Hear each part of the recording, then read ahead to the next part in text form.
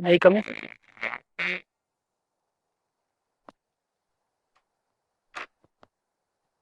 Good afternoon. Good afternoon. Thank you. आप school व्याख्याता हैं। जी। गंगानगर में पोस्टेड है। जी। वहीं के आप रहने वाले हैं। जी।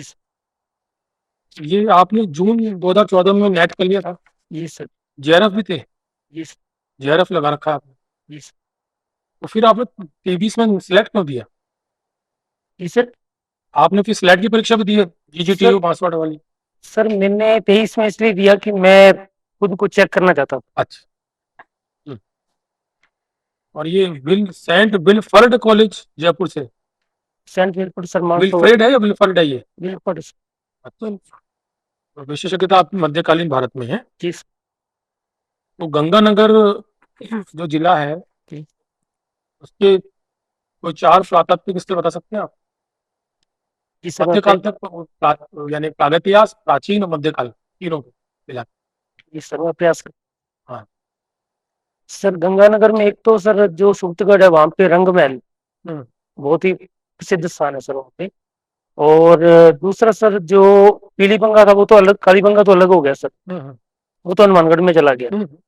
तो अभी एक अनूपगढ़ में है डेरा तरखान वाला, हम्म। वो अनूपगढ़ के अंदर है। और अभी तो सर मैं दो ही ठीक हूँ।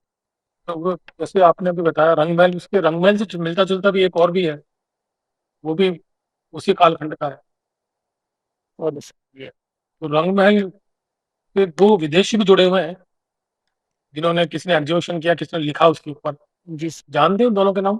सर एक का नाम मुझे रिकॉल हो रहा सर, डॉक्टर हनारे, स्वीडिश थे शायद हम्म। वो। और दूसरे जिन्होंने उन पर लिखा थोड़ा बहुत?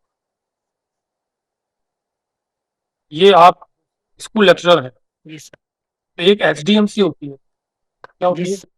ये सर स्कूल में एक प्रबंधन कमेटी होती है जिसमें जो बच्चे होते हैं स्कूल में 9 से 12 तक के, उनके पेरेंट्स उसके अंदर मेंबर्स होते हैं सर, और बच्चों को भी मेंबर्स बनाया जाता है उसके अंदर। वो विद्यालय का एक तरह से प्रबंधन देखते हैं सर। स्कूल का। जी सर। आजकल इन्होंने ये भी कर दिया कि क्लस्टर बना दिए हैं। क्लस्टर के अंदर के स्कूल को एक प्रिंसिपल वो करता है, हेड करते हैं, सैलरी वहीं से बनती है, ऐसा भी कुछ कर दिया जी गया? सर वो एक पीओ स्तर पे बना दिया सर, जैसे ग्राम पंचायत है तो एक पीओ स्तर पर जो सीनियर स्कूल का है उसको, मतलब जो पहले जो पावर बीओ ऑफिस के पास थी, हम्म। तो वो अभी पीओ को दे दिया। आपने कुछ अपनी हॉबीज लिखना चाह रहे थे, आपने एक तो लिख दी, फिर कॉमा लगा दिया, और भी लिखने थे आप? सर और कभी समय मिलता है तो मूवी वगैरह। इसमें लिखना तो चाहते थे आपने, पुस्तक पढ़ना, लिखने के बाद कॉमा लगाया, फिर छोड़ दिया, मतलब कुछ और थी जो लिखना चाह रहे थे? नहीं सर, मेन तो पुस्तकें पढ़ना ही है। किस तरह की पुस्तकें पढ़ते हैं? सर मैं लिटरेचर जो है, जैसे मुंशी प्रेमचंद है, हम्म। मैंने वो पढ़ा है, बंकिम चंद्र चटर्जी पढ़ा है। अच्छा। और सर अभी वर्तमान में जैसे गांधी जी को थोड़ा सा पढ़ा है सर। गांधी जी ने तो खुद ने तो कोई साहित्य लिखा नहीं। नहीं, उनकी जो आत्मकथा सर अच्छा, वो पढ़ी। आप बताइए इन तीनों में से किस पे बात करें, आपकी चॉइस। सर गांधी जी। गांधी जी ने एक तो अपनी आत्मकथा लिखी, और एक किताब और लिखी, हिंद स्वराज। जी सर। तो हिंद स्वराज जो है पुस्तक है, जी सर। उसका तो आप बता दीजिए, उसका क्या मंतव्य है?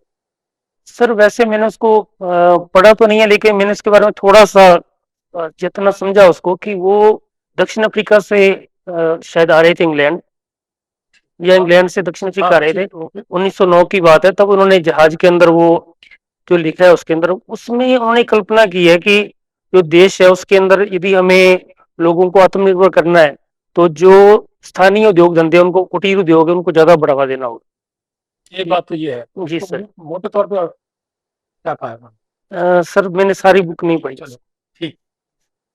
आपका सर मध्यकालीन भारतीय इतिहास पर विशेषज्ञता है स्नातकोत्तर में।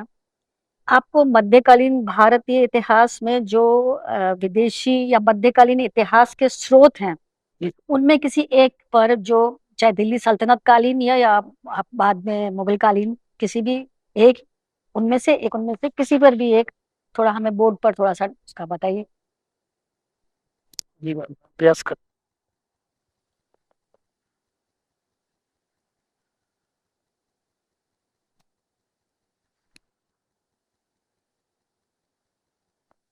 वैसे तो मध्यकालीन भारतीय इतिहास में बहुत सारे जो विदेशी यात्री आए जिनके बारे में हम जानते हैं, जैसे इब्न बतूता है, या डच यात्रियों की बात करें तो एक विजयनगर स्मारक में पेलसाड नाम की यात्री का वर्णन मिलता है। तो लेकिन मैं यहाँ पे जो मुझे रोचक लगा वो इब्न बतूता है, क्योंकि उसने उस समय की मध्यकालीन भारतीय स्थिति का बहुत अच्छे से वर्णन किया है, और एक प्राथमिक स्रोत के रूप में हम उसे पढ़ते हैं, समझते हैं, और समय की स्थिति को समझने में हमें बड़ी सहायता मिलती है उससे।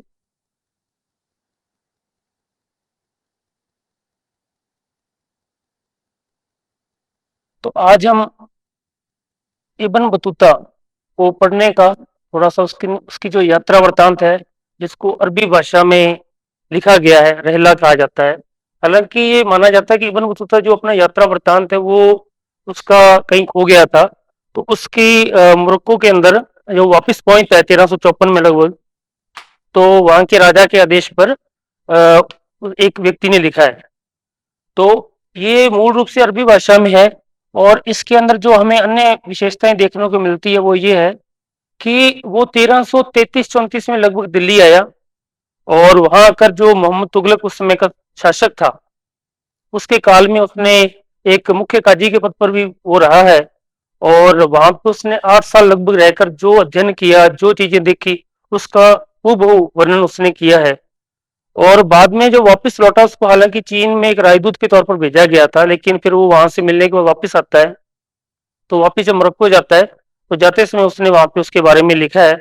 तो एक तो जो मोहम्मद तुगलक की योजनाएं हैं, हालांकि अन्य सोर्स भी हमारे पास, जैसे बर्नी है, बर्नी ने अच्छा लिखा है तारीख फिरोजशाही में, लेकिन जो इब्न बतूता है वो उस काल का है। हालांकि बर्नी भी मोहम्मद तुगलक के ही काल का है, लेकिन इब्न बतूता को हम इसलिए ज्यादा प्राथमिकता देते हैं क्योंकि वो विदेशी था, और उसने वहां जाके लिखा, तो हम ये उम्मीद करते हैं कि उसने निष्पक्ष लिखा होगा। हालांकि समझने में कुछ भूलें हो सकती, जैसे मुझे एक घटना का स्मरण हो रहा है कि ऐसा लिखा है इब्न बतूता ने कि मोहम्मद तुगलक ने जब राजधानी परिवर्तन किया, तो दिल्ली से देवगिरी जब चेंज किया तो दिल्ली को उजाड़ दिया। तो मुझे थोड़ा सा ऐसी घटनाओं के बारे में डाउट है, क्योंकि ऐसा हो नहीं सकता, क्योंकि ऐसा समकालीन स्रोत मिलते हैं कि दिल्ली और देवगिरी दोनों स्थानों से सिक्के जारी किए गए, और किसी नगर को पूर्णतः उजाड़ देना वो भी मुझे नहीं लगता संभव होगा, क्योंकि 1334 में फिर से दिल्ली के आबाद होने के वर्णन इब्न बतूता ने किया है। तो कुछ कॉन्ट्राडिक्शन मिलता है, बाकी इब्न बतूता का वर्णन बहुत ठीक हमें नजर आता है। ठीक, प्लीज बैठिए। थैंक्स। मध्यकालीन इतिहास पर क्या आपने कोई लेटेस्ट अभी कुछ किताब या कोई चीज पढ़ा है आपने, कोई नई राइटिंग्स, या अभी पहले जो पढ़ी है उनमें से कोई 2-3 के नाम आप ले सकते हैं? जी मैम, अभी करंट की तो कोई मैंने नहीं पढ़ी, लेकिन जैसे एल.पी. शर्मा है, एल श्रीवास्तव है, उनको मैंने पढ़ा है, सतीश चंद्र को पढ़ा है। मुझे मतलब Satish Chandra as a writer बहुत अच्छे लगते हैं, मतलब उनकी जो वर्णन है उसमें कहीं ना कहीं वो लॉजिकली थोड़ा सा नजर आता है चीजों का वर्णन। ठीक। ये जो अ, आपकी कैफियत मुगल काल में जिस जो हमें दिखाई पड़ती है, उसकी कुछ बेसिक कुछ फंडामेंटल आधारभूत जो उसकी विशेषताएं हैं वो दो या तीन सर, एक तो जैसे हुमायूं का जो मकबरा है उसमें चार बाग शैली का प्रभाव जो है वो नजर आता है, वो एक बड़ी विशेषता मानी जाती है। दूसरा, मुगल काल में पित्रादुरा जो शैली है उसका बड़े पैमाने पर प्रयोग हुआ, यानी जैसे अपने कह सकते हैं कि जो इत्मादुद्दौला का मकबरा है वहां से शुरुआत मानी जाती है, और बाद में ताजमहल वगैरह और अन्य जो स्थान है वहां पे बड़े पैमाने पर प्रयोग हुआ। एक जो अकबर का जो मकबरा है सिकंदरा में, उसमें बौद्ध शैली का कुछ प्रभाव नजर आता है। तरह से सर, जैसा मतलब समकालीन जो हमें सोर्स मिलते हैं उसमें वो बताया गया कि वो पंचमहल है एक, वहां पे एक जो शायद मीनारें नहीं है उसके अंदर, अभी मैं रिकॉल नहीं कर पा रहा हूँ सर। आप वर्तमान में क्या क्या पढ़ा रहे हैं स्कूल में? जी मैं इतिहास पढ़ा रहा इतिहास ही पढ़ा रहे हैं, जी। तो उसमें कौन सी कक्षाओं को क्या पढ़ा? जैसे 11वीं और 12वीं कक्षा दो है मेरे पास, तो 11वीं का जो सिलेबस उसमें विश्व का इतिहास चलता है, और जो 12वीं का इतिहास में इतिहास भारत का प्राचीन, मध्य और आधुनिक, तीनों ही 3 पार्ट में है। ठीक है। जी। तो जो विश्व इतिहास है जी। उसमें आप कोई नवीन तरीके से पढ़ा रहे हैं, या क्योंकि आपने जिस तरह से प्रेजेंटेशन करा वो तो काफी इम्प्रेसिव है, तो बच्चों को कितना इम्प्रेस कर पाए, कैसे पढ़ा रहे हैं? मैम उसमें हम कोशिश करते हैं कि पहले जैसे एक तो बच्चों में उस चीज के लिए रुचि पैदा की जाए, उसके लिए हम थोड़ा सा बोर्ड वर्क भी यूज करते हैं। बच्चों को पहले से कंटेंट दिया जाता है, बताया जाता है कि आपको ये करके आना है। फिर हम उसमें जैसे बच्चों को आपस में ग्रुप वाइज हाँ, हम अलग अलग ग्रुप बनाते हैं, फिर बच्चों से चर्चा करवाते हैं और फिर सार रूप में उसको उनको एज ए नोट्स हम तैयार करवाते जब हैं ग्रुप ताकि बनाते हैं तो फिर किस तरह से वो करते हैं, बच्चे क्या काम करते हैं ग्रुप में? जैसे मैम बच्चों को पहले से ही बताया जाता है कि आपको इस हफ्ते हम इस टॉपिक पे चर्चा करेंगे, ठीक है। तो आपके पास ये सोर्स हैं जो लाइब्रेरी से अवेलेबल है, आप इनको पढ़ें और इनके ऊपर शॉर्ट में एक नोट्स तैयार करें ठीक और है। फिर डिबेट टाइप करवाई जाती है अच्छा, ताकि बच्चों को थोड़ा सा एक आत्मविश्वास पैदा हो और वो अच्छे तरीके से अपनी बात रख पाए। हाँ। और उसका पिछले 2-3 साल से हमने ऐसा एक्सपेरिमेंट किया है, उसके बाद काफी जैसे रिजल्ट में बहुत सुधार हमें देखने को मिला है। अब हम डिबेट्स जब करवाते हैं स्कूल के अंदर तो बच्चे अच्छे से बोल पाते हैं और मार्क्स में अच्छा मार्क्स आए। जैसे अभी रिजल्ट आया तो बच्चों के सभी के 90 प्लस मार्क्स आए सब्जेक्ट में। अच्छा। तो जी वो बहुत अच्छा। तो इस विद्यालय में आप कब से पढ़ा रहे हैं? मैं 2017 से यहीं पे। 2017 से। तो आपके जो स्टूडेंट्स निकले हैं, कुछ पता पड़ा उनमें से किसी ने आगे चलकर भी इतिहास लिया, और क्या विषय लिया, क्या हाँ जी मैम, स्पेशलाइजेशन? जो ज्यादातर बच्चे हैं, उन्होंने इतिहास लिया है। हालांकि ग्रामीण पृष्ठभूमि के बच्चे हैं बहुत ही जिस स्कूल में मैं हूँ वहाँ पे जो लोगों की आय के स्रोत है बहुत कम है। तो वो जो पूरा एरिया है असल में वो हम कह सकते हैं कि अलग तरह की कंडीशन में है। जैसे वहाँ पे देसी शराब बनाई जाती थी, उस वजह से उस जो गांव है उसके आसपास के जो बच्चों का माहौल है बहुत खराब था। तो फिर हमने उन बच्चों को वहां से थोड़ा मोटिवेट किया। जैसे हम घर घर जाते हैं एडमिशन के टाइम भी, और बाद में जो बच्चे कई बार स्किप करते हैं तो भी हम जाते हैं, पेरेंट्स से बात करते हैं, उनको बुलाते हैं। तो थोड़ी मुश्किल आई स्टार्टिंग में क्योंकि जो उनके पेरेंट्स थे वो भी इतने अवेयर नहीं थे, क्योंकि वहां पे उनको ऐसा लगता था कि जब आसानी से पैसे कमाए जा सकते हैं तो ये पढ़ाई है या इसको वो ज्यादा महत्व नहीं देते। अब काफी सुधार है और मुझे बहुत खुशी है उस गांव के जो बच्चे हैं, उस गांव के बच्चों ने बहुत अच्छा रिजल्ट दिया, मतलब 95% सभी में। और अभी वो बच्चे पढ़ रहे हैं आगे जयपुर में, यहीं पढ़ रहे हैं। तो उनमें पुस्तक पढ़ने की भी आदत डलवा दी जी आपने? हमने लाइब्रेरी से इशू करवाते हैं बुक्स उनको, और मैं तो स्पेशली जो साहित्य है वो भी उनको बहुत प्रेफर करता हूँ, क्योंकि मुझे ऐसा लगता है कि जो साहित्य है ना वो कहीं ना कहीं आपका जो व्यक्तित्व है उसको बहुत विकसित करने में भूमिका निभाता है। आपकी जो दृष्टिकोण है, सोचने का तरीका, वो बहुत चेंज हो जाता है। आप संकुचित दिमाग से नहीं सोच पाएंगे फिर। तो ये बहुत बढ़िया। पुस्तकें पढ़ना आपकी बातचीत से लग रहा है कि निश्चित रूप से आप पुस्तकें पढ़ते हैं, वो तो आपके वार्तालाप से जाहिर हो रहा है। गांधी जी की आत्मकथा आपने पढ़ी, तो आप बता सकते हैं वो कहाँ तक लिखी है उन्होंने? वो सर जहां तक मुझे याद आ रहा है कि उन्होंने 1916 का जो बनारस अधिवेशन है शायद 1915 या 1916 का, वहां तक का जिक्र उसमें मिलता है। और असहयोग आंदोलन के बारे में कोई जानकारी नहीं है, तो उससे शायद पहले का 1917 1918 तक का रहा हो। ठीक, 1916 तक का ही मैं मान रहा हूँ, क्योंकि उसमें वो चंपारण वगैरह का भी नहीं है जरूरी सर। नहीं है कि वो उसका उल्लेख करना चाह रहे हो, जी सर। क्योंकि उनका प्रयोजन तो कुछ और था, अपने एक्सपेरिमेंट्स बता रहे थे। जी सर। उनके जो सार्वजनिक कार्यों पे ज्यादा बात न करके तो माई एक्सपेरिमेंट जो ट्रुथ है ना, जी सर। है। मूवी आप लिखते लिखते रह गए, जी सर। तो कौन सी पसंदीदा फिल्म है आपकी, एक दो ये है? सर मूवी वैसे मैं हिस्टोरिकल जो मूवी है वो देखना पसंद करता हूँ, लेकिन सर बहुत विरोधाभास नजर आता है। जो सच है और जो दिखाया जाता है उसमें बड़ा अंतर है। तो कहीं ना कहीं मतलब एक भ्रम की स्थिति भी पैदा होती है कि सच क्या है, उसको जानने का प्रयास।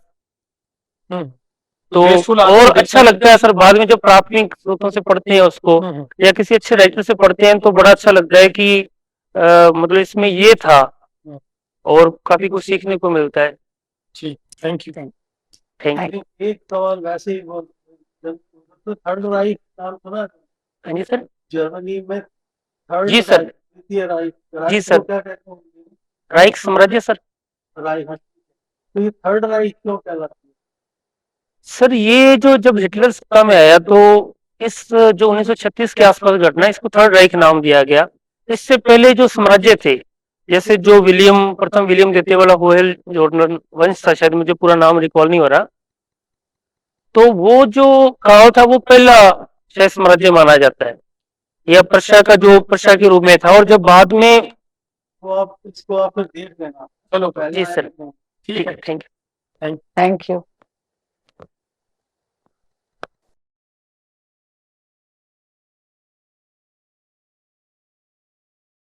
Thank you.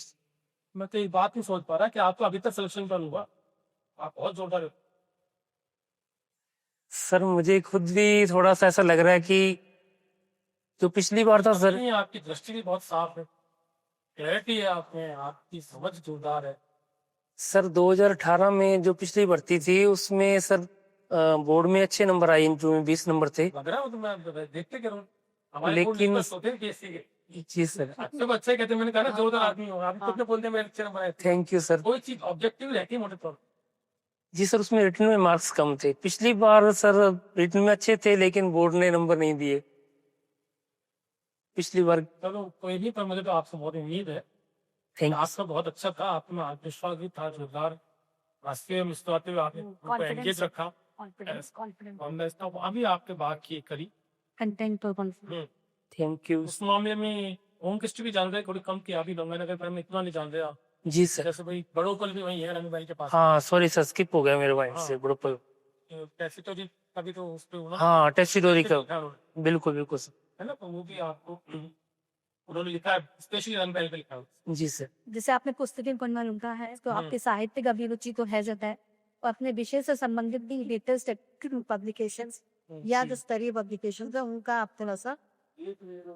गांधी जी लोग आपने जस्टिफाई किया क्योंकि आपको पता था बिल्कुल वो सर गांधी जी मेरे वो मतलब आइडियल है सर। मैं मतलब उनके व्यक्तित्व से बहुत प्रभावित हूँ। मैं हर चीज को उस एंगल से देखता हूँ कि अगर ऐसा वो होते तो वो क्या सोचते, या वो उस स्थिति में क्या निर्णय लेते। जी सर। रात की बात आप कहें ना,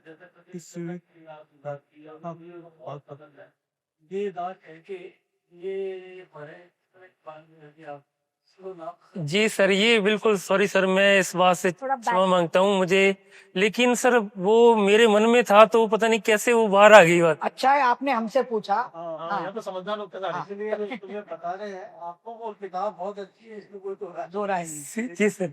आप उसको अपनी तरह से उसको भी वैल्यू जजमेंट या जी सर। जी सॉरी सर। अच्छी आशीर्वाद लाख से तुम अच्छा काम कर, वो जोड़ देना। हाँ जी। ये चीज हो जाएगी। बैलेंस। गांधी जी की 1921 तक है वो। अच्छा ठीक है, सॉरी सर। थर्ड राइट शायद इसलिए कहते हैं होली रोमन एम्पायर होगा इसको। पहली राइट जो है फर्स्ट राइट तो होली रोमन एम्पायर। अच्छा ठीक। जी सर। जी सर। सेकंड राइट है दिमाग के यूनि 1871 से। ठीक है सर। हाँ बिल्कुल सर।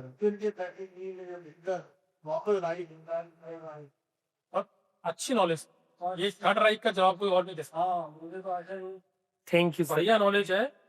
थोड़ा अपने होम डिस्ट्रिक्ट में पुरातत्व से और देख लो। ठीक है सर। स्कूल के बारे में अच्छे जानते थे, नौकरी करो, चीजें आपकी अच्छी हैं। बच्चों को आप इतना प्रोत्साहन हाँ, वो बहुत प्रोत्साहित अच्छा कर रहे हो, वो बता रहे हो। बहुत बढ़िया। आप एक हॉबी में ये भी लिख दो, हाँ जी। बच्चों के साथ जी सर। काफी काम करता हूँ, यानी कि वो लिखते ना बना के कैसे भी। हाँ जी। हाँ जी।